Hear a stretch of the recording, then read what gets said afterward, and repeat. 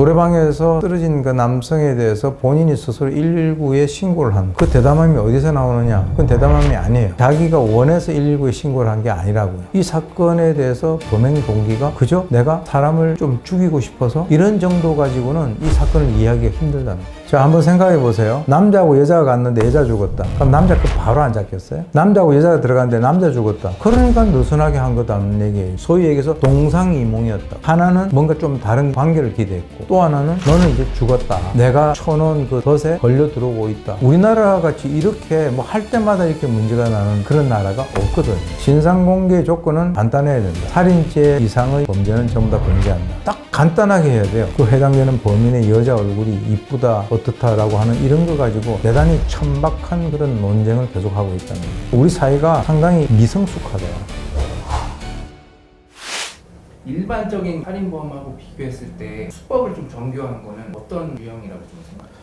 일종의 이 범행이 학습되어 나가는 그 과정이라고 봅니다. 보통 이제 이 사건 같은 경우는 하나의 단일 사건으로 우리가 생각을 할 것이 아니라 몇 개 사건에 있어서의 연속성에 대해서 주목을 할 필요가 있다는 거죠. 제일 먼저 이제 남자 친구에 대해서 시도를 한 것은 이 약물을 건장한 성인 남성에게 투약을 했을 때 과연 어떤 반응이 나오는가라고 하는 것을 본인이 확인을 했다라고 보고요. 그래서 어느 정도 좀 자신감을 가졌을 거라고 봐요. 최근에 이제 그 노래방에서 또 30대 남성에 대해서 한번 시도를 해봤다는 거잖아요. 그런데 이제 기간이 꽤 길어요. 한 달 이상 된단 말이죠. 그 과정에서 이제 본인이 약물의 그 양을 한 2배 정도 이상 늘렸다라고 하는 그런 진술을 했었고, 이런 약물과 술을 같이 섞었을 때 어떤 그 죽음과 연관해서 좀 궁금한 점도 이제 물어봤다는 거죠. 두 번째 같은 경우는 좀 약간 변수가 발생을 했죠. 예를 들어서 노래방에서 쓰러진 그 남성에 대해서 본인이 스스로 119에 신고를 한 그 대담함이 어디서 나오느냐? 그건 대담함이 아니에요. 왜냐하면 그거는 자기가 원해서 119에 신고를 한 게 아니라고요. 노래방에 둘이가 들어갔는데 남성이 약을 먹고 인사불성이 돼 있는 상태에서 본인이 모텔과 유사한 그런 형태로 나가려고 하다가 노래방 주인에 의해서 제지를 당했다고요. 노래방 주인이 봤을 때 그런 상황이었기 때문에 같이 온 여성이 갑자기 거기에 대한 아무런 조치도 하지 않고 현장을 떠나겠다라고 하는 것에 대해서 떠나지 못하게 했기 때문에 본인이 119에 신고를 하게 된 겁니다. 그러니까 본인이 원해서 노출이 된 것이 아니라 자신의 의지에 반해서 강요에 의한 노출이 된 거예요. 거기서는 이제 조금 불안한 그런 마음도 있었을 거라는 거죠. 그러나 이제 한 2배 정도 먹였을 때 어떤 반응이 난다, 뭐 이런 것들에 대한 나름대로의 경험치를 축적을 했을 거라 이렇게 보고요. 그리고 이제 세 번째는 드디어 사람이 결과적으로는 죽게 되죠. 그래서 이제 본인 스스로는 만약에 사람을 살해하는 것이 목적이었다면 1차적인 목적 달성을 하게 되는 거죠. 그래서 전반적으로 이런 여러 가지 일련의 과정들이 하나의 사건으로 해서 단락적으로 끊어지는 것이 아니라 지속적으로 이제 연속이 되면서 소위 얘기하는 범죄를 학습하는 그런 구조를 갖고 있다. 이렇게 이제 보이고요. 그리고 이제 이 과정에서 사실 많은 시청자분들이 궁금해 하시는 것이 이 CCTV에 지속적으로 노출되어 있었단 말이죠. 그렇다면 본인이 경찰에 의해서 검거가 될 수 있다라고 하는 것을 예상하는 것은 그렇게 어렵지 않은데 왜 그런 상황임에도 불구하고 살인이라고 하는 그런 극단적인 행동을 지속할 수 있었을까? 그것은 또 이 사람의 그 내면적인 또 이전의 궤적 이런 것과 연관해서 한번 살펴볼 필요가 있죠. 타인의 생사를 확인하면서 느끼는 이런 신적 전능감, 범행을 계속해서 한 핵심 동기라고도 볼 수 있을까요?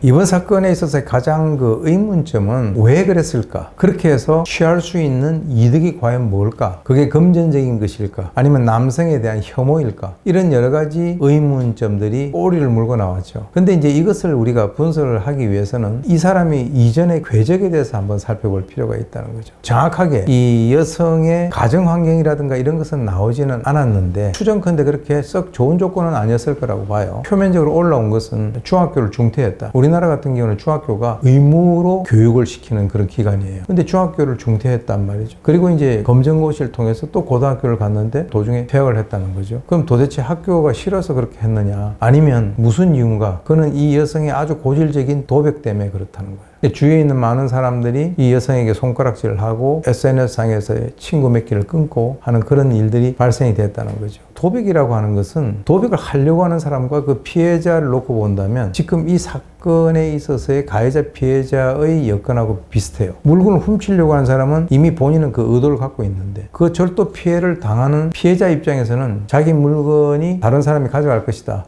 라고 하는 것을 전혀 예상치 못하잖아요. 이번 사건 같은 경우도 내가 약물을 먹이려고 남성을 끌고 가는데 그 남성은 그 약물을 먹고 세상을 뜰 거라고 하는 사실을 전혀 모르고 있고 이 여성은 알고 있는 거잖아요. 그러니까 이 어떤 그 행위 자체는 상당히 다를지 몰라도 그것이 진행되어 나가는 그 과정에 있어서의 가해자 피해자의 상황이라든가 여건, 가해자의 심리는 대단히 유사하다고요. 자, 그래서 지금 그 당시에 도벽이 만약에 이 도벽이 드러나게 되면 내가 이제 가까운 친구라든가 학교 동창들 사이에서 나는 완전히 왕따를 당하고 손가락질을 당할 것이다 라고 하는 것에 대해서 본인이 예상을 했겠죠. 그것도 한 번이 아니고 지속적으로 하게 되면 꼬리가 길면 밟히니까 그게 현실적으로 드러나서 본인은 더 이상 거기에 있지 못하고 떨궈져 나왔어요. 그건 자기의 자발적인 것이 아니라 자기 행동으로 인해서 수동적으로 밀려난 거예요. 이제 성인이 되고 난 이후에 아르바이트를 하는 과정에서 통상 한 2달 이상 넘기지를 못하고 떨궈져 나왔다고요. 그건 뭐냐? 사람과 사람 사이에 있어서의 저 사람과 이 사람 사이의 관계를 자기가 조종하는 거예요. 그러니까 그것이 이제 어차피 이 세상에 비밀이 없기 때문에 나중에 누가 가운데서 그런 주도권을 쥐고 조작을 했는가가 금방 밝혀지잖아요. 그러면 또 그 여성은 거기서 더 이상 일을 하지 못하고 남에 의해서 밀려나는 거예요. 첫 번째 절도라고 하는 것을 어떤 물건을 초점에 맞춘 하나의 통제라고 한다면 두 번째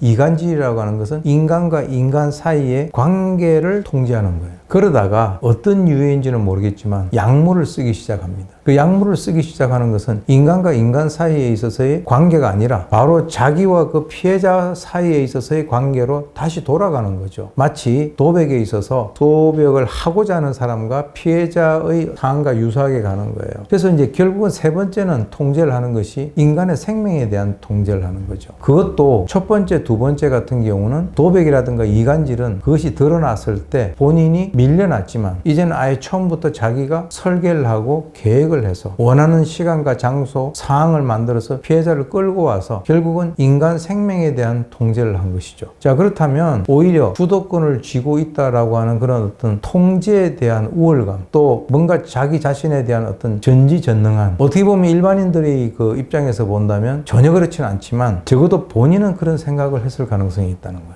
이렇게 우리가 접근을 해 들어가지 않으면 이 사건에 대해서 범행 동기가 그저 내가 사람을 좀 죽이고 싶어서 아니면 내가 약물을 줬는데 어떤 반응이 나오는지 궁금해서 이런 정도 가지고는 이 사건을 이해하기가 힘들다는 거예요. 자, 한번 생각해 보세요. 남자하고 여자가 갔는데 여자 죽었다. 그럼 남자 그 바로 안 잡겠어요? 남자하고 여자가 들어갔는데 남자 죽었다. 그러니까 느슨하게 한 거다는 얘기예요. 여자하고 남자하고 숙박업소에 들어갔는데 여자가 죽었다. 남자 없어졌다. 이렇게 오래 끌겠어요? 그러니까 9일날 만나기로 해놓고도 6일날 돼가지고 뒤로 미룹시다라고 얘기한 게 경찰이잖아요. 증거 수집을 확실하게 하려고 그랬다라고 하는데 결과적으로 사람이 물론 뭐 이렇게 얘기할 수는 있어요. 저도 그런 얘기를 했는데 만약에 이 여자같이 이미 이제 경찰에 의해서 노출됐기 때문에 내가 완전히 검거가 된다든가 체포되는 그 상황까지 가기 전에 내가 목표로 했던 사람들 아니면 내가 그 약물을 먹이려고 했던 사람들에 대해서 하자라고 했었으면은 9일날 참고인 진술 조사를 받고 만약에 석방을 했다면 뭐 참고인 진술이니까 바로 그건 또 뭐 검거할 수도 없죠. 긴급 체포할 수도 없죠. 그러니까 일단 집에 보냈다면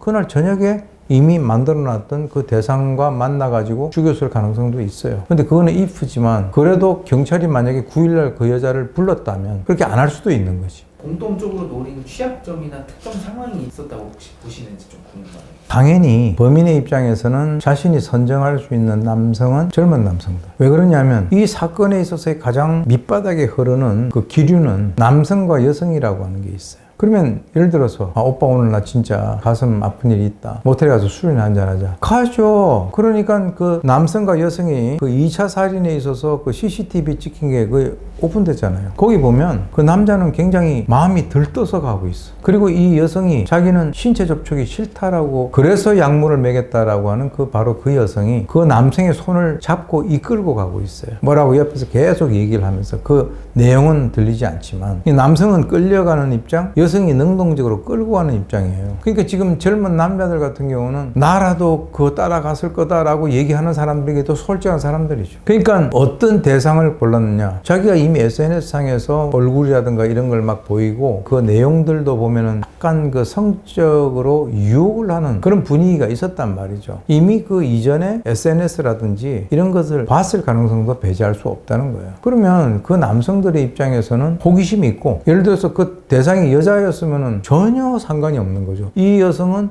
다른 여성을 이렇게 끌고 갈 수 있는 그런 상황이 전혀 안 돼요. 그래서 술이나 한잔 하자라고 하는 그 제의에 대해서 남성들이 이 여성에게 밥 사고 술 사고 통닭 사고 아마 모텔비까지도 됐을 거예요. 그러니까 둘이가 이게 같이 진행을 해 나가면서 기대하는 게 다른 거였다고요. 소위 얘기해서 동상이몽이었다고. 하나는 뭔가 좀 다른 관계를 기대했고, 또 하나는 너는 이제 죽었다. 내가 쳐놓은 그 덫에 걸려 들어오고 있다. 자기 발로 오는 거잖아요. 그래서 사실 이 여성 같은 경우는 자기 합리화를 통해서 별로 죄책감을 갖다가 중화시키는 그런 기술이 있어요. 왜? 내가 목을 갖다가 목덜미를 잡고 강제로 끌고 온 게 아니다. 자기가 거기까지 왔다. 내가 그 현장을 나올 때까지는 죽지 않았다. 그래서 나오면서 자고 있어서 나는 먼저 가요 라고 문자도 남겼다. 교활한 거죠. 그러니까 자기 나름대로 빠져나갈 구멍들은 다 만들어 놓은 거예요. 근데 이제 강론으로 보면 굉장히 정교한데 전체적으로 이걸 다 묶어서 조합을 해보면 눈을 맞추려니까 코가 안 맞고 코를 맞추려니까 입이 안 맞는 그런 상황이 된 거죠. 이 여성의 여러 가지 어떤 지금 현재 나온 반응들을 보면 후에 죄책감이 없어요. 그리고 일상화되어 있는 거짓말을 해요. 원래 이제 도벽이 있는 사람은 기본적으로 거짓말을 기본으로 해야만 도벽이 있는 거 아니에요. 뭐 숨겨놓고 누가 가져갔어 하는데 자기는 안 가져갔어요 라고 하는 그 자체가 거짓말이니까. 그러니까 거짓말이 일상화된 거예요. 이번에도 3명만 얘기했다가 1명이 더 나온 거죠. 거짓말이 일상화, 죄책감, 후회 없죠. 그리고 공감 능력 떨어지죠. 이건 사이코패스의 특성하고도 일치가 돼요. 사이코패스일 가능성이 상당히 높기 때문에 이번에 경찰이 보통 이런 사건이 발생되면 한참 수사를 하다가 사이코패스 검사를 하겠다라는 얘기를 갖다 하는데, 이번 같은 경우는 굉장히 예외적으로 바로 검거하고 난 뒤에 사이코패스 검사를 하겠다라고 했거든요. 그 이유는 뭐냐? 경찰에서조차도 이거는 상당히 사이코패스의 성향이 보이고 있다라고 판단했기 때문에, 다른 사건, 저는 지금까지 많은 사건을 다루면서 사건 딱 발생하자마자 바로 사이코패스 검사를 하겠다라고 하는 것은 아마 이건 거의 처음일 거예요. 이 여성은 어떤 성격을 갖고 있느냐? 여성이 남성을 완전히 물주로 보는 거야. 그래서 밥을 먹든 술을 마시든 차를 마시든 뭐 어딜 가든 소위 얘기하는 빨대녀 전형적인 거예요. 거기에 집착을 해줘. 첫 번째 남친과 어떤 갈등이 있었던 것도 사실 이 두 사람이 만난 것은 아르바이트 하면서 만나서 만난 지가 뭐 불과 한 달여 정도? 근데 무엇 때문에 다툼이 있었느냐? 고가의 선물을 요구했다는 거예요. 남성 입장에서는 도대체 이게 고가의 선물을 갖다가 내가 왜 줘야 되지? 라고 하는 그런 의문이 있었을 것이고, 사실 모든 여성들이 그런 건 아닌데 아주 특이한 그런 일부 여성들 중에서는 남성이라고 하는 그 존재에 대해서 완전히 자기는 돈을 한 푼도 쓰지 않고 내가 너하고 만나주는 것만으로도 나는 할 수 있는 모든 것을 다 했다. 그러니 나머지 돈이 들어가는 모든 것에 대해서는 남성이 책임져라라고 하는 이런 의식을 가진 전형적인 여성이라는 거죠. 저는 개인적으로 살인사건에 대해서는 공개를 해야 된다고 봐요. 그러니까 이게 왜 문제가 되냐면, 이거는 꼭 나중에 포함이 돼야 될 문제인데요. 뭐냐면 신상 공개와 관련해서 대단히 주관적인 요소를 많이 집어넣었기 때문에 항상 그 결과에 대해서 많은 국민들이 승복을 못해요. 간단하게 해야 돼. 이런 거는 일단 살인 용의자인데 그 사람의 행위가 살해를 했다라고 하는 충분한 증거가 있다. 그런데 미성년자가 아니다. 그럼 공개해야 돼. 우리나라와 같이 이렇게 뭐 할 때마다 이렇게 문제가 나는 그런 나라가 없거든요. 그래서 신상 공개 조건은 간단해야 된다. 살인 이상의 범죄는 전부 다 공개한다. 단 공개하지 않는 경우는 미성년자일 때는 공개하지 않는다. 딱 간단하게 해야 돼요. 그다음 또 하나, 지금 이제 일부 네티즌들이긴 하지만 이런 일이 발생되면 그 해당되는 범인의 여자 얼굴이 이쁘다 어떻다라고 하는 이런 거 가지고 대단히 천박한 그런 논쟁을 계속하고 있다는 거예요. 우리 사회가 상당히 미성숙하다. 그걸 가지고 지금 얼굴이 이쁘니까 죽여도 용서를 하라라고 하는 그 논리가 그 일종의 어떤 우리 한국 사회에 있어서의 문화적인 밈으로 자리를 잡았어요. 이건 우리 각성을 해야 될 문제죠. 부끄러워야 될 문제라는 거예요.